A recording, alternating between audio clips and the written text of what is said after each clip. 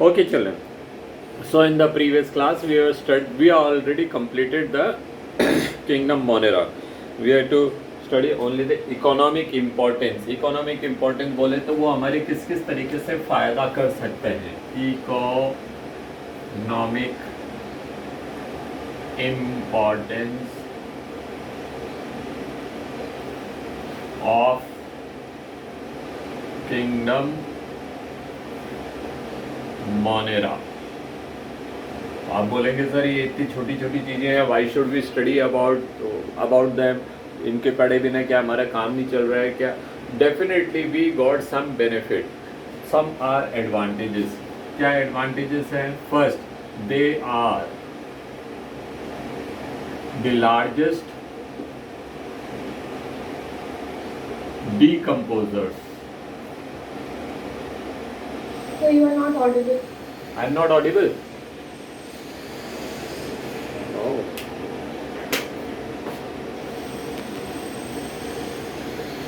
Wait. Am I? Are you able to hear me now? That the largest decomposers of the ecosystem.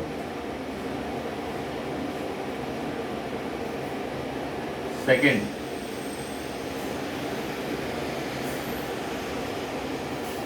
methanogen. So you are not audible. Okay, so I was saying that they include methanogens which produce biogas. Third, thermoacidophils.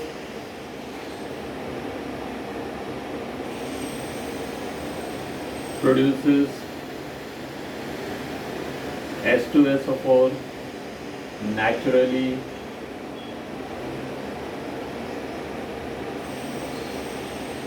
Cyanobacteria enriches nitrogen content of soil. Symbiotic bacteria helps in digestion of cellulose in animals. ठीक है? Even that termite and all, they also got these kind of bacteria only. Termite itself cannot digest cellulose. ठीक है? Then lichens are natural indicators. ठीक है? About which we already done in class 10. Beside this, some antibiotics are produced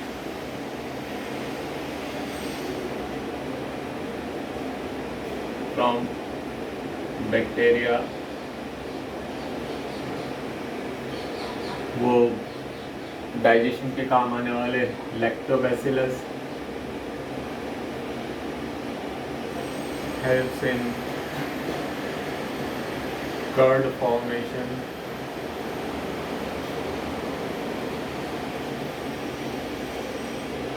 Cheese is made by ripening or maturation by bacteria. There are several other edible substances which are matured or their peculiar taste which we get in them. That is because of the bacteria. तो मैं यहाँ पे simple एक ही word लिख देता हूँ, test enhancers. Enhancers of several food items.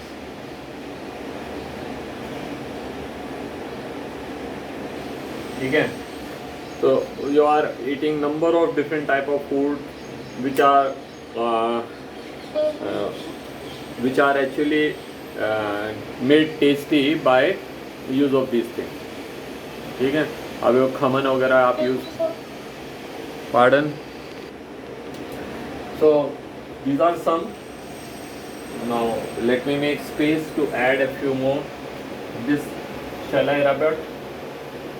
See, instead of copy you can take the photo and keep, or the video you will get in the evening, matlab by afternoon the video will be uploaded, then you can copy it. So instead of wasting time we can go ahead. So that is leather softener. Leather softener, so I think I already written, no?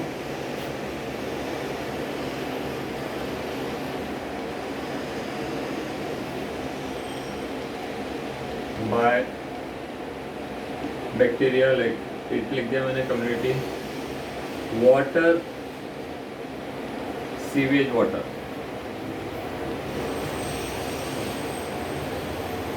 is treated by bacteria.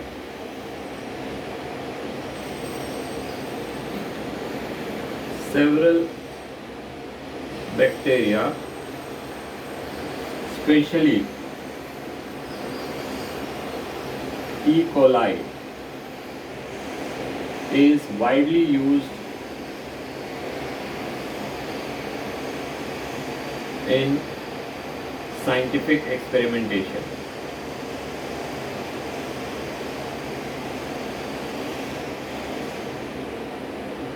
तो these are a few. सब तो मैं नहीं लिख सकता यहाँ पे, otherwise we'll have to have a separate chapter. Class 12 we will have a separate chapter on the microbes. So there we'll study them in detail, a few of them in detail.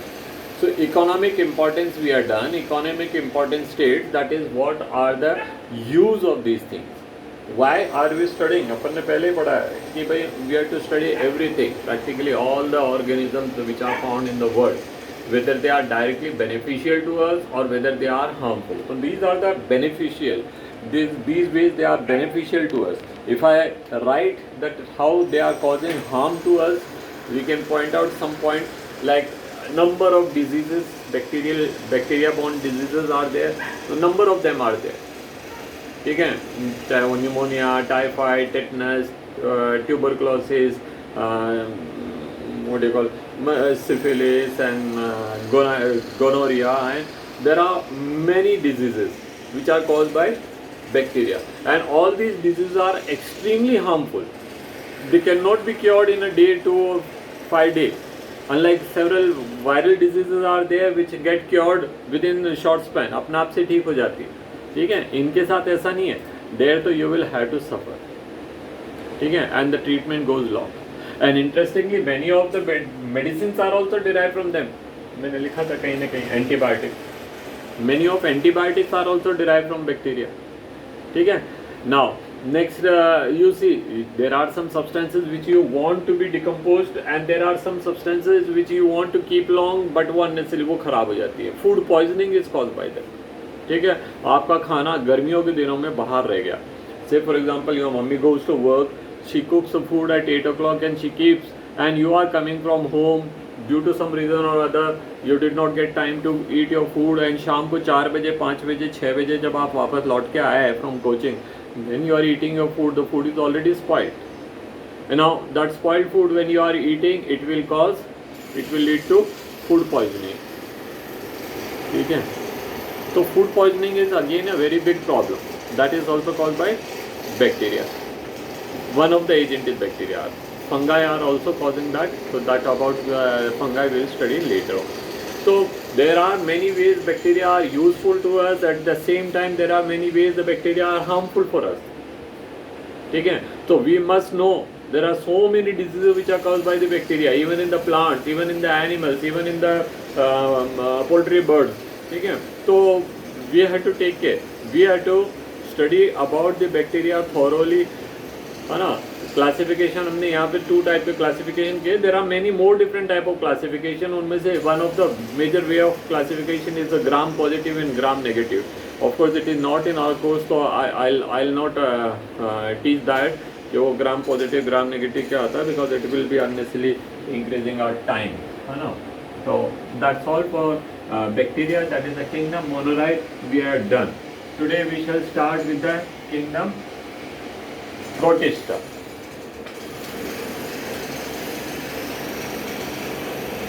ये pen तो जा रहा है.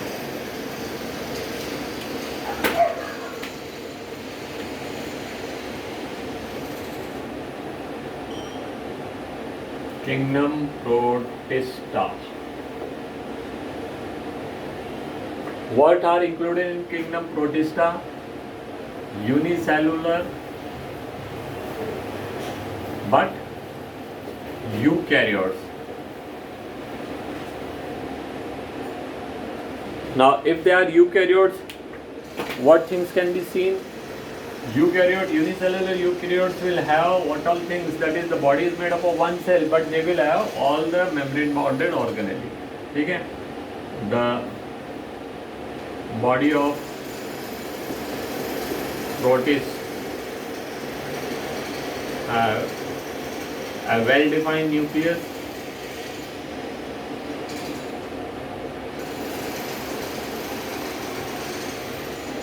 दूसरा all membrane bounded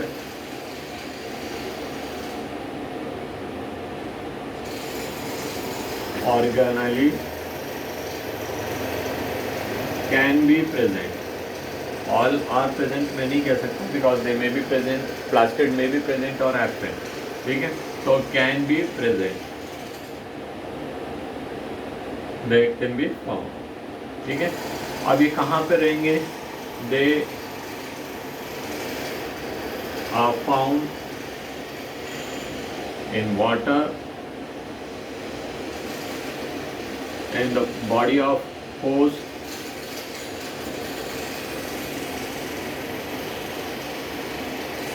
और वो as सिम्बाइट्स भी मिल सकते हैं, एज पैरासाइट्स और symbiotes. ठीक है. And many of them are free living. तो ये हो गया इनका यूनिसेलुलर, तो है छोटे से होंगे. Body size varies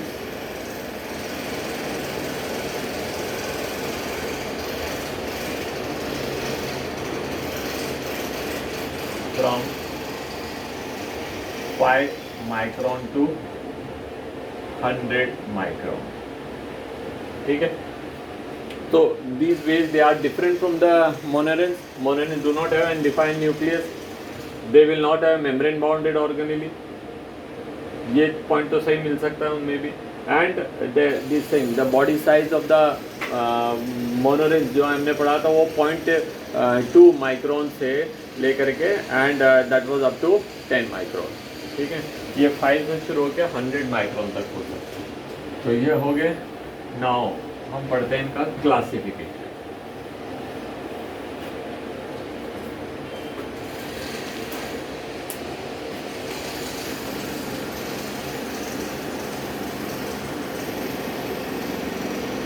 Now you must remember this group was actually, we can say that it is actually flicked from the plant kingdom.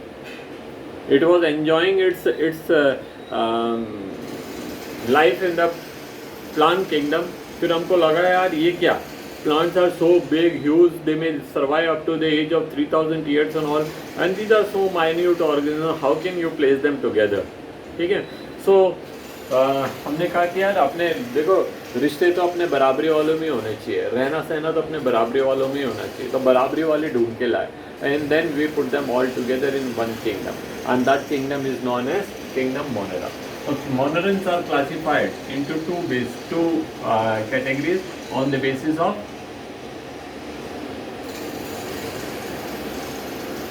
mode of nutrition.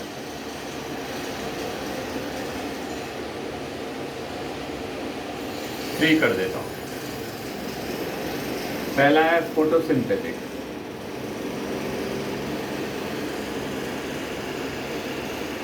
दूसरा है फ्री लिविंग, एंड तीसरे हैं फ्री लिविंग या parasite, जो भी हो सकते हैं, जिनको हमने प्रोटोजोआ नाम दिया. They were already classified. Protozoa were already classified in animal kingdom. इनमें तो सेल वॉल भी नहीं मिलता, तो they were classified in animal kingdom. The photosynthetic were classified into plant kingdom. और यहाँ एक बीच में आ रहे हैं slime molds. They were also classified in plant kingdom. तो हमने इनको अलग अलग कर दिया, 3 कैटेगरी. फोटोसिंथेटिक 3 में डिवाइड कर दिया. पहला डायटम्स, दूसरा dinoflagellates,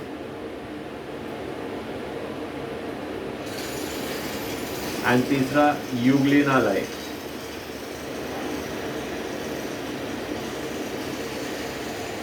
They are classified on the basis of their mode of locomotion, movement. They are classified as ciliates, flagellates, and उनको अमीबा जैसे जो हैं उनको अमीबॉइड कह देंगे, एंड जिसमें कुछ नहीं मिलता उनको हम कह देंगे sporozoite. They are also classified into 2, that is plasma-like, plasmodium-like, and pseudoplasmodium-like.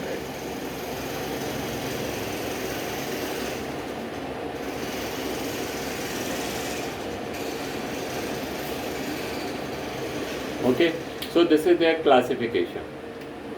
Kingdom Protista is a big group which include variety of organisms, जिनमें कुछ फोटोसिंथेसिस कर सकते हैं, कुछ नहीं कर सकते हैं. कुछ क्या नाम से डिकम्पोजर्स हैं जो कि स्लाइम मोल्ड्स की जैसे, मतलब वो they will be feeding into the dead bodies and all. So there are variety of them. So the classification, that first you have to classify on the basis of their mode of nutrition into 3 categories: those which can carry out photosynthesis, those which cannot carry out photosynthesis but they are not saprobes, and those which are saprobes. The photosynthetic one are further classified into 3 on the body, on the basis of the body structure: diatom, dinoflagellates and euglinalae. Free living जो है, they are further classified into ciliate, that is on the basis of locomotory organ or movement, जिससे वो कर सकते हैं. So if they are cilia for movement, they are called ciliates. If they got flagella for movement, they will call flagellates. If they got pseudopodia, if they make pseudopodia, then they are called amoeboid or sarcodines. And if they do not have any locomotory organ, then they are called sporozoids. And slime molds, they are further classified into plasmodium-like and pseudoplasmodium-like. Remember, these plasmodium are those, not those plasmodium which causes malaria. They are different. ठीक है, तो ये हो गए उनका classification का detail. Now we shall study about them one by one. हम photosynthetic ले लेते हैं सबसे पहले. तो फोटोसिंथेटिक को लेके आते हैं.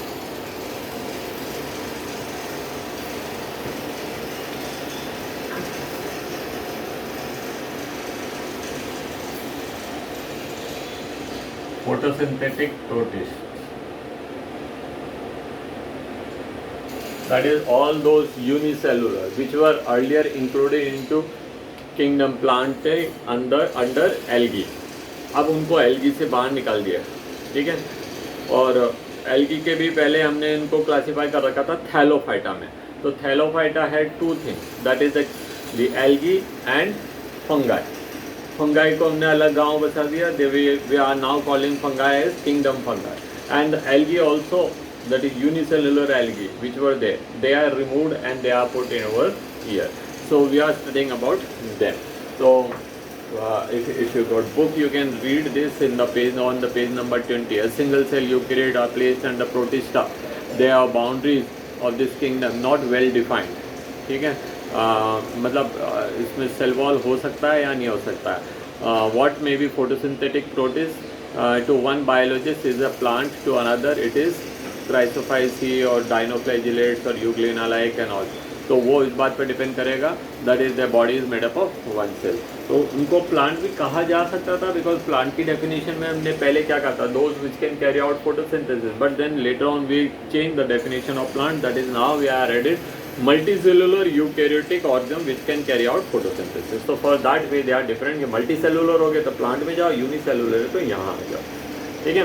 So the member of Protista primarily aquatic kingdom forms the link with the other organisms जो plant और animal और fungi से अपना relation दिखाएंगे। In fact I said we are just, हमने उनको चोरी करके निकाला है वहाँ से। They already were classified in kingdom Plantae and kingdom Animalia।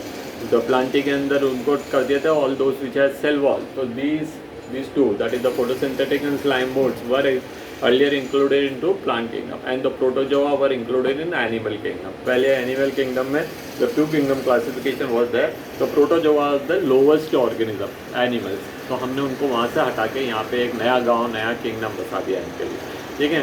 और रिप्रोडक्शन के लिए लास्ट लाइन पढ़ लेते हैं, that is the protist reproduce asexually and sexually by a process involving cell fusion, zygote formation and all.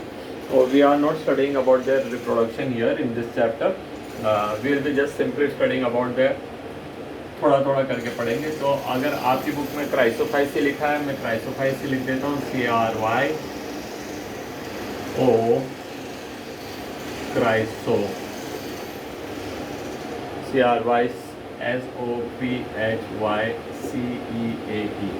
इनको हम diatoms भी कहते हैं। They are all found in water, aquatic हैं,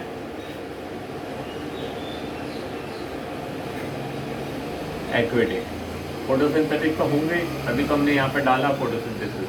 जो खासियत है वो इस नाम में दे रखी है, डायटम्स, ठीक है।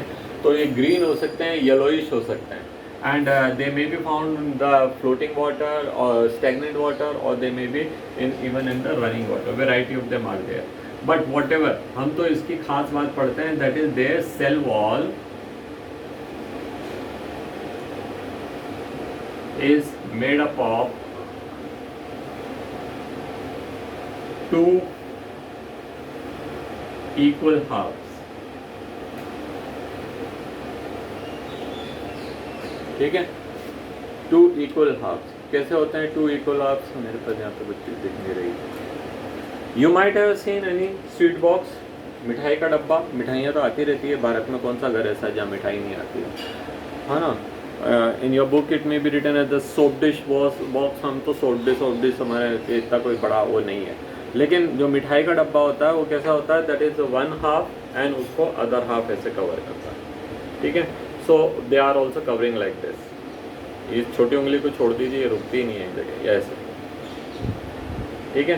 तो there was a one half ये and the other half is covering it like this, ठीक है। तो सेल वॉल की दो खासियत है। खासियत number one, that is the cell wall is made up of two equal half which are fitting on to one another. Can't find any this thing. चलो एक ये थोड़ा बड़ा छोटा है, but this is one box and this is another box which is covering it, ठीक है। तो इसने इसको कवर कर दिया। तो ले, अगर ये दोनों बराबर होते तो this would have covered till here, ठीक है। ये इसको यहाँ तक कवर करता। तो this is two equal parts के अंदर वो डिवाइडेड था ना। ये तो अनइक्वल है, but somehow I got this thing lying around me, तो मैंने उसी को लेकर के बताया आपको। देन तीसरी बात क्या है, point number 3, that cell wall has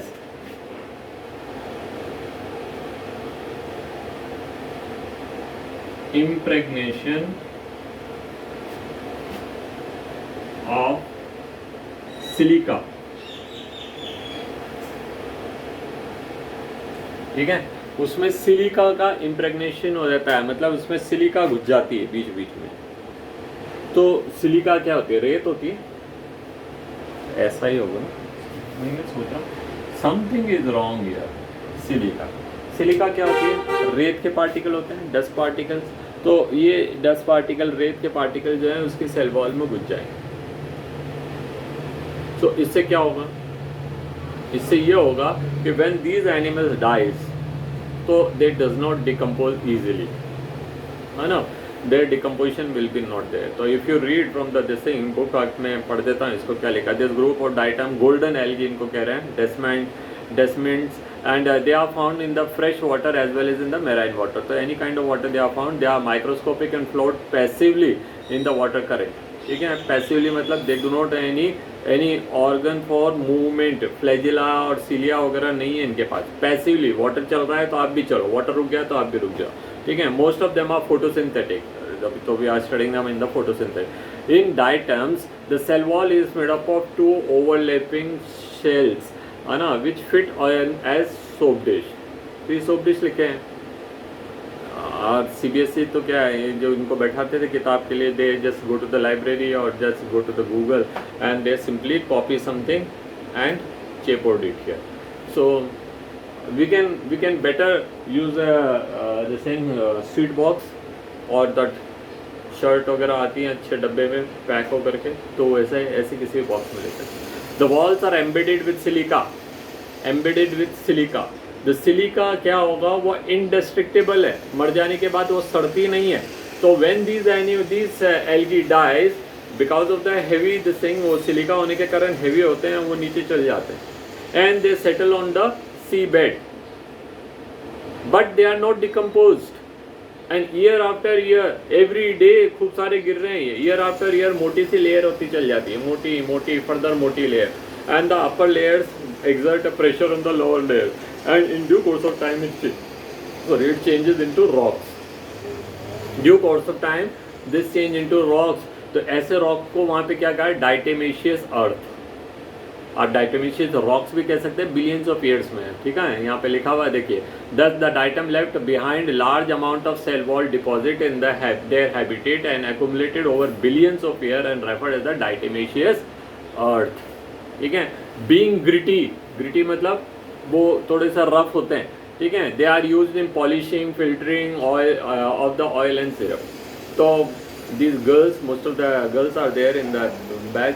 तो उन्होंने देखा होगा वो प्यूमिस स्टोन जिससे वो मैल निकालते हैं, specially the dead cells of the feet and the thing, जब वो मैनिक्योर एंड पेडिक्योर कर रहे हैं तो रगड़ के वो निकालने, वैसे भी आदत ही होती है लड़की। तो ये जो डेड सेल निकालने के लिए that gritty pep stone which we are using is nothing but the diatomaceous earth, वही है वो। And it is so light weight, you just put it on the water, a bucket of water, it will be floating because it is spongy।